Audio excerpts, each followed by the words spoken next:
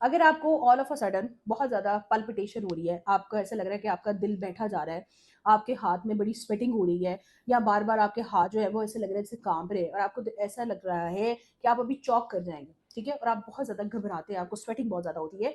तो ये एक इंडिकेशन हो सकती है कि आपको पैनिक डिसऑर्डर आ रहा है। लेकिन before jumping to any kind of conclusion, सबसे पहले ज़रूरत इस बात की है कि हम फिजिकल सिम्टम्स के पीछे कोई फिजिकल रीज़न तो नहीं है, उसको रूल आउट करें। इसका मेरा क्या मतलब है कि इस ये हार्ट अटैक में भी ये प्रॉब्लम आ सकती है, ठीक है, तो आप अपने सबसे पहले फिजिशियन को कंसल्ट करें।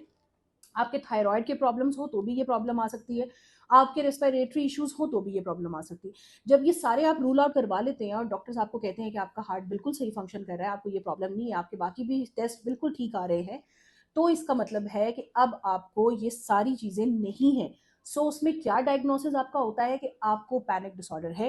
अब पैनिक डिसऑर्डर क्यों होता है या आपने इसमें क्या करना है, ये एक लॉन्ग जर्नी है कि आप कंसल्टेंट को जो है वो राब्ता करिए उसके साथ। जैसे आपको हार्ट अटैक आता है तो आप फिजिशियन के पास भागे जाते हैं, इसी तरह अगर आपको पैनिक डिसऑर्डर होता है, ठीक है, आपको पैनिक आ रहा है, बार बार आपको अटैक पड़ रहे हैं, ठीक है, वो क्यूड भी है और वो अनक्यूड भी है। क्यूड का मतलब ये होता है कि कुछ सर्टन सिचुएशंस हैं जिनमें आप जाते हैं तो आपको ऐसा लगता है कि अब आपको एक अटैक की सिचुएशन आ रही, और कुछ अनक्यूड होते हैं जिसमें कोई भी रीजन नजर नहीं आती सामने से, लेकिन आपको ये सारे सिम्टम्स आते हैं, ठीक है। और at the back of the mind ये क्यों सिम्टम्स आते हैं, बिकॉज आपकी लाइफ में कोई ऐसे स्ट्रेसर्स, कोई डे टू डे लाइफ के प्रॉब्लम्स आपके इतने ज्यादा हो जाते हैं और वो आपके बॉडीली सिम्टम्स में रिफ्लेक्ट होते हैं, जैसे ट्रिम्बलिंग है, पसीना बहुत आता है, एकदम से दिल बैठता है, वो फिजिकल सिम्टम्स हैं, लेकिन उसके पीछे फिजिकल रीजन नहीं है, उसके पीछे स्ट्रेसर्स हैं, कोई आपके अनकॉन्शियस मोटिव्स हैं जो आपके दिमाग के ऐसे एरिया में आप बार बार फेंक रहे हैं,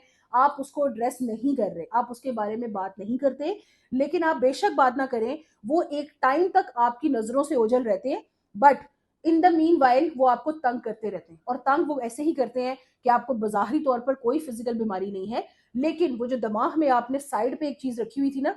जिसको आप नहीं एड्रेस करें, जैसे हम कहते हैं आप कैथारसिस करें, लिखा करें किसी डायरी पे, वेंट आउट किया करें, जब आप नहीं करते तो वो बॉडीली सिम्टम्स के तौर पर आपके सामने अपीयर होते हैं, और उसको हम कहते हैं कि आपको पैनिक अटैक्स आ रहे हैं।